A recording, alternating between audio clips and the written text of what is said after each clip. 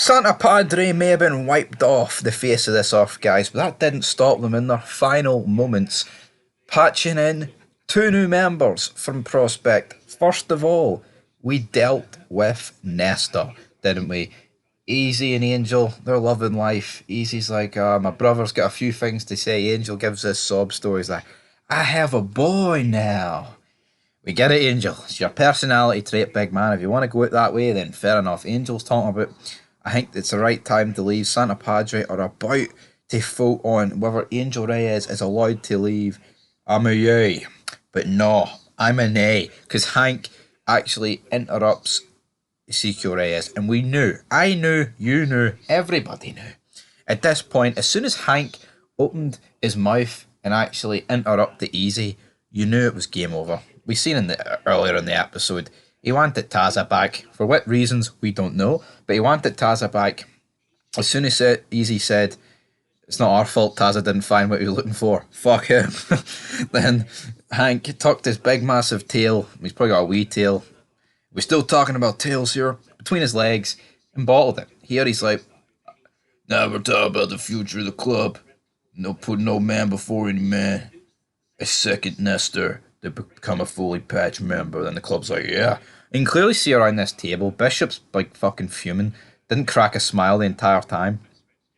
Right? Then you've got Gilly, who didn't really crack a smile. No one really cracked a smile.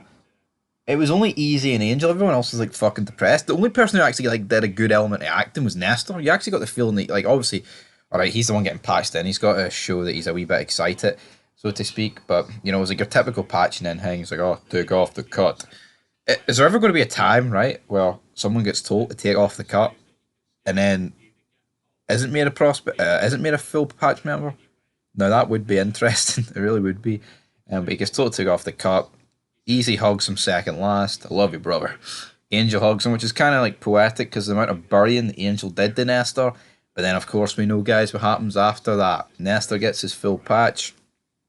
But that is when Santa Padre take the Reyes brothers hostage, and we know what happens to Angel and Easy. Regardless, though, we cut outside. Bottles pays a visit to Sophia, looks at her, shoots her a couple of times, and then he heads back into the Templo. And in the final scene that we see of Santa Padre, their final chapel, of course, Bishop is at the head of the table. We then have a pan round. We first cut to Guerrero, who's looking quite sad, noticeably. You then have Bottles, and it is confirmed at this point that he is officially a Mayans Santa Padre member. He is no longer a prospect. He is fully patched in. And now some people can question, well, is this really fair? He's not exactly been a prospect for that long. But we've seen him patch in Steve for less time, I guess. But at the same time, I think they need the members. If you look at them, they've only got, 6 members at this point. And it's not even like a case of Suns, where Suns in Season 6 for a period had Jax, Chibs, Tig, Happy, Juice, and Rat Boy. Compare that 6 to this 6. I mean, you've literally like 5 main characters in Suns here. It's literally scraping the barrel.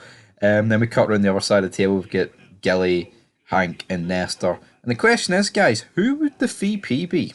That's a fed for a different day. But anyway, guys, that is it here. Nestor and Bottles received their full patches. And it's a shame, because they died pretty much straight after. Well, at least we think they died. Nestor and Bottles were at the end of the table, so if the ATS started firing, I think you could safe to say that they were met with a hail of bullets. But until next time, peace.